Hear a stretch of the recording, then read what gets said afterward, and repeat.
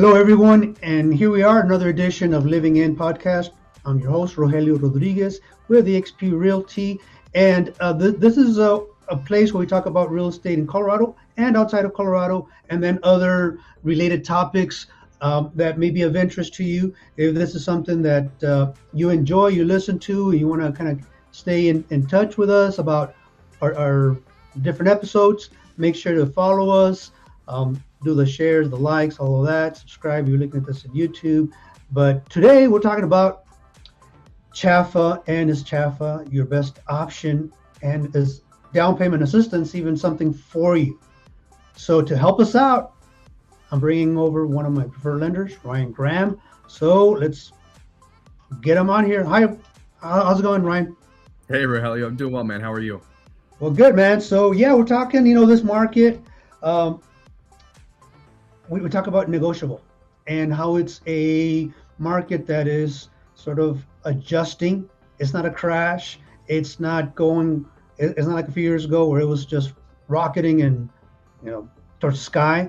But at the same time, it's not like in previous years where there was a crash. It's adjusting. There are homes that go on the market and they get listed same weekend. At the same time, there are homes that stay on the market for weeks and months. And you wonder, well, what's going on? Well, again, it really depends. So for sellers, you really have to have an eye. It's really important to get that price right, to the presentation, and be ready for seller concessions, depending on your case, right? On the buyer end, and this is what we're going to concentrate on today, programs, making it easy to get into financing, especially you've been a long-time renter, you never owned a home. It's a good chance to get into it. Is that what you're saying, Ryan? Absolutely. I think you said it best. I mean, it's kind of been a market that we haven't really anticipated or really kind of expected, especially from the seller standpoint and flexibility on that side. As far as buyers go, there's a huge percentage of first-time home buyers getting into the market, and it's a huge opportunity to get your piece of the pie while you can. Right. So, okay, CHFA. What first of all, explain to us, what does CHFA mean and why is it important if you're in Colorado? Absolutely. So CHFA is the Colorado Housing Finance Authority. So it's going to be one of the state official agencies that are going to be, they cover the whole border of Colorado. So it doesn't matter if you're in Alamosa, all the way to Fort Collins, all the way out east, they'll do a loan anywhere within the state lines. They are probably the most popular as far as what we see as far as frequency goes. They do allow a full suite, so it doesn't matter if you're doing conventional or FHA. They have programs for everyone that's kind of going to fit in any sort of box in that category. Okay, so you're with Spire Financial. You're not CHFA, but tell me how that relationship works. Absolutely. So CHFA does not originate. So they rely on us mortgage companies. So my company, Spire Financial, would originate the mortgage, structure the loan, and that loan would then be delivered to CHFA for them to service. So all payments would be made through to CHFA and through their system and their portal, but they don't originate themselves. Right. So somebody's not going to be like, how can I get a hold of CHFA? In reality, they need to get a hold of a CHFA approved lender, because not all lenders are able to provide CHFA type of financing. Correct. It takes special certification and classes in education to be able to offer their programs. And so you would have to get in contact with me, reach out to me over at my cell number up top, and we can get you going with the CHFA loan. Okay, so now let's talk about right now the conditions, right? You still have, I guess, relatively speaking, higher interest rates, but there's more inventory, so pricing is negotiable, and we talk about seller paid financing and closing costs and things like that. But one of the hurdles of getting into home ownership is the down payment, of course. So this is where the conversation about CHFA is like, okay, let's open that up. Do you see a good trade-off that even though the interest rates are what considered to be high, historically they're still on the lower end, to be honest, right? But relatively speaking, here in the last however many 10 years, people can look at that, and because of the higher prices, they may say, well, I don't know if I can have enough to keep up with a higher payment and then put that money out of pocket. So at least with CHFA, we can have that discussion about saving your money out of pocket. So if we're looking at a home that's $500,000, let's look, real numbers. How much would they save if they used a down payment assistance program like that of CHFA? Well, CHFA will bring anywhere between 3% and 4% of the loan amount. So theoretically, you could be looking at, $16,000, $17,000 of assistance on something like that, depending on what that loan amount ends up being. So they would be able to cover above and beyond your down payment, as well as cover some of those closing costs for you. Okay, so let's say out of that's a good chunk of money that they don't have to spend out of pocket. They can save that money, and this is where the agent's job is to also negotiate that the seller can assist with the closing costs, right? We can do that, right? So that helps a few more thousands of dollars to help out. Now, what are the conditions of applying and getting a CHFA loan or a CHFA, let's say the down payment assistance part of it? So the only difference, the key caveat that changes when we're doing a CHFA loan is you're going to have to go through a first-time homebuyer class. That could be done virtually, it could be done in person. But once that class is completed, what they'll do is it goes through a lot of great information, even as not a first-time homebuyer. I just say if you're going to get a CHFA loan, because you can obtain a CHFA loan without being a first-time homebuyer, but even not a first-time homebuyer, it's a great class to go through. Just basic budgeting and things of that nature, understanding your mortgage payment. It's not bad information to get, but you complete that class, they'll give you a certificate of completion, and that's all we have to do to reserve those funds with them to make sure that they can they will provide up to $25,000 for you. And even if you're a first-generation home buyer, your parents have never owned, your grandparents have never owned, they'll give you $25K no matter what. Doesn't matter the loan amount. $25,000 will be the top that they'll give you in assistance. Okay, taking that class, I imagine there's some strings attached with getting this kind of assistance financing. What does it really mean? What do you mean as far as? Well, we talk about like interest rates, Gotcha. or how long have to live in the home? Can you sell? Can you refinance? How about the type of home? Does it have to be FHA or conventional? Things of that nature.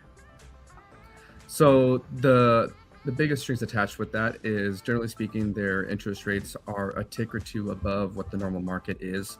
They don't fluctuate the exact same way as the mortgage interest rate market, so they are a little bit more stable in that sense, but they are a tinge higher. And the reason for that is because CHFA is a for-profit business. They still have to pay their peeps. So with that though, general occupancy is going to be same as if you were to buy a primary normally. 12 months is the general rule of thumb on that, to at least occupy.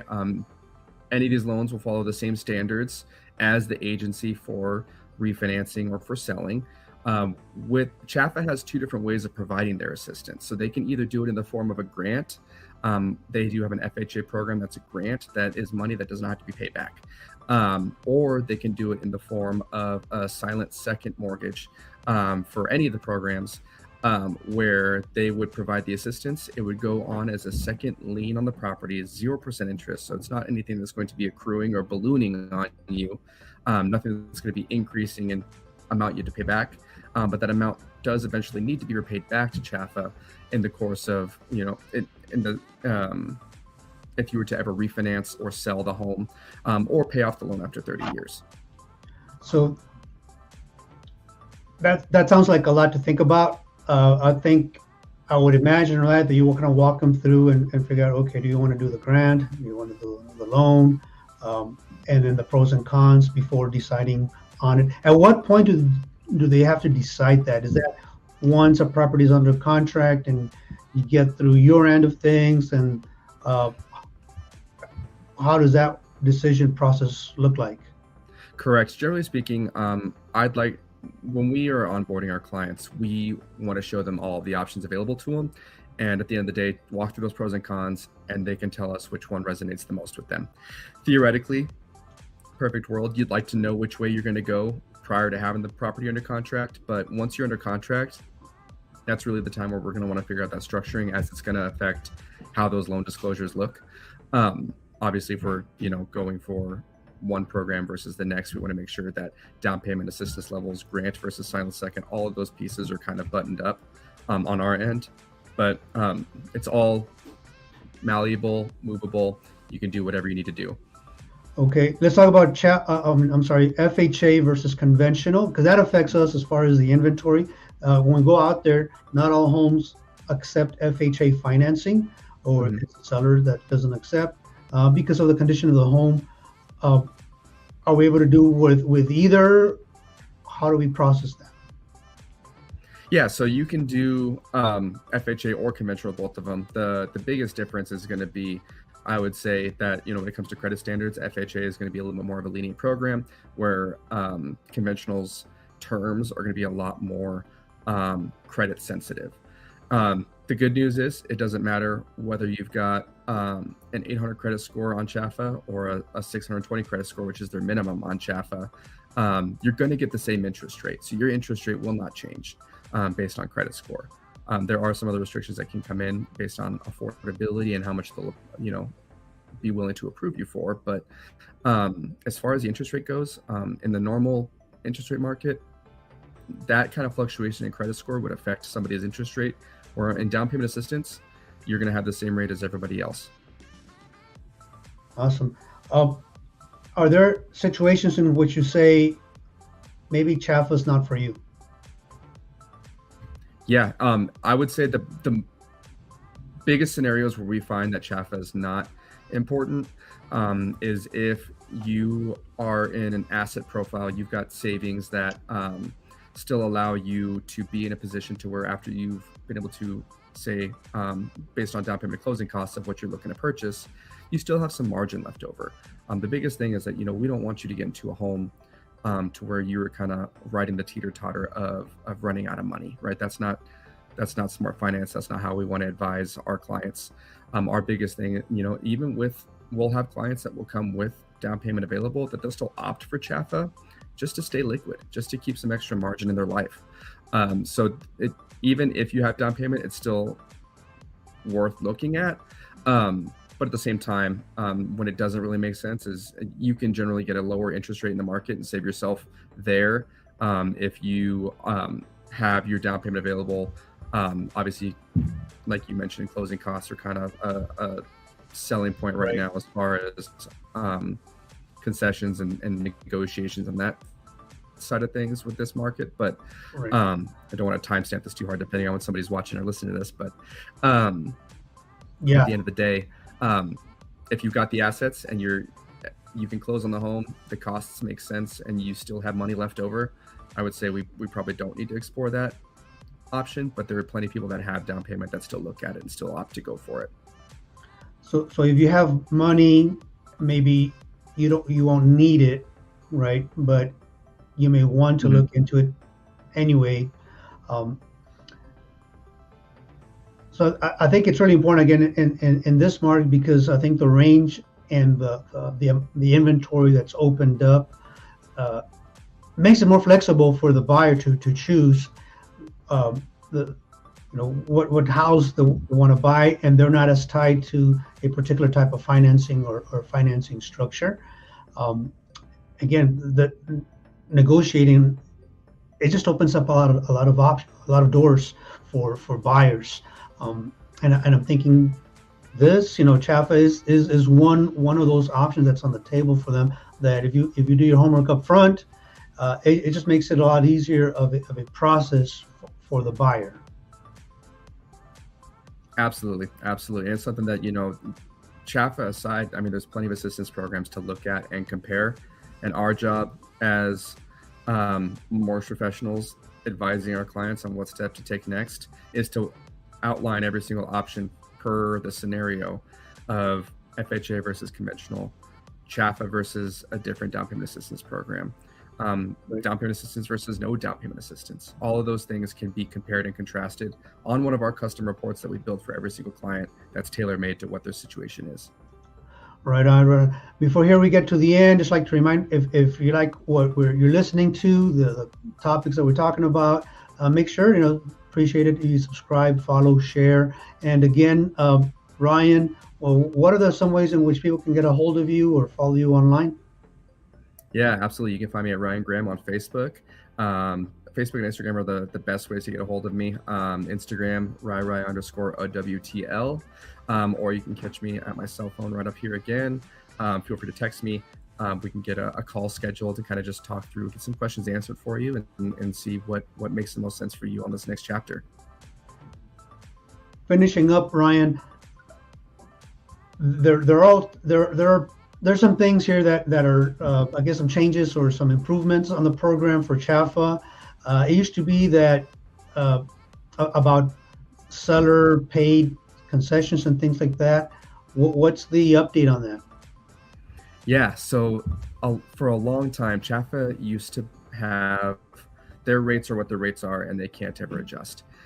As of last year, they rolled out that they're going to be able to allow permanent rate buydowns. So that means that we can pay discount points like a normal mortgage to decrease those interest rates to get us more towards a pricing that and a monthly payment that is makes sense for the client. Like we mentioned earlier, sometimes their rates are a tick or two higher. If we can kind of offset that, then you're looking at the same payment as if you weren't going down payment assistance. In combination with the marketplace that we're seeing and the opportunities available, that can be seller subsidized. You can have the seller cover those costs for you, so it's not coming out of your pocket. So you can get the interest rate you want, get the assistance, and you get the home. And a lot of those costs can be mitigated from the home seller themselves.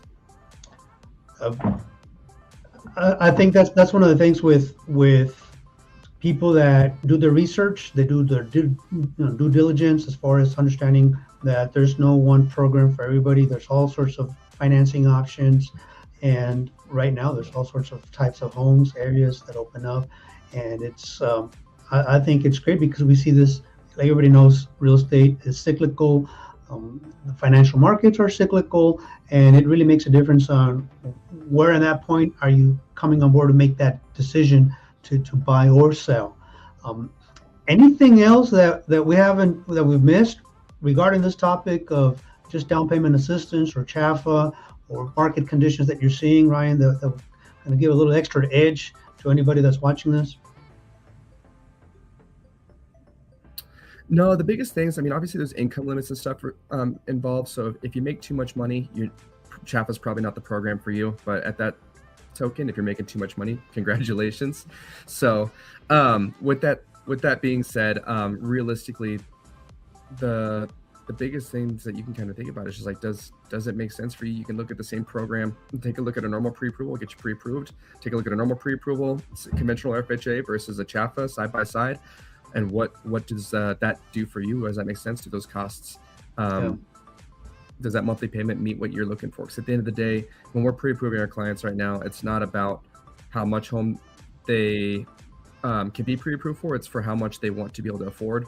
But at the same time, like you said, when the market's giving you these little gold nuggets of opportunity and home prices continue to rise year over year, especially in a market like Denver, where you have larger median purchase prices and larger loan amounts, it could be a little bit harder to save that 3.5, 3%, 5% down, whatever the program is going to dictate, as opposed to being able to leverage a program like this to get your foot in the door. Yeah. It doesn't have to be the forever loan on the home, but it does provide a lot of opportunity. And then just kind of brought something up and being informed and all that. I wrote a blog on making a decision. Is it time to sell or buy in this market?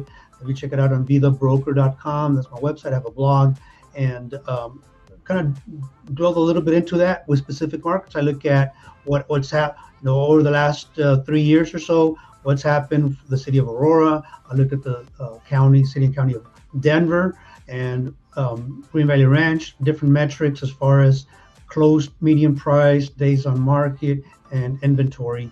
but it's just being an informed consumer. Do your research, and you'll feel a bit more comfortable as far as making those decisions. Man, well, appreciate you being on here, talking a little bit about CHFA and some of those opportunities. I think it's great to just put that out there. There's just so many sources where people can look at, and we just hope to provide some of that here in this forum. Ryan, thank you. Catch you later, and everybody, see you in our next episode. Thanks for having me, Aurelio.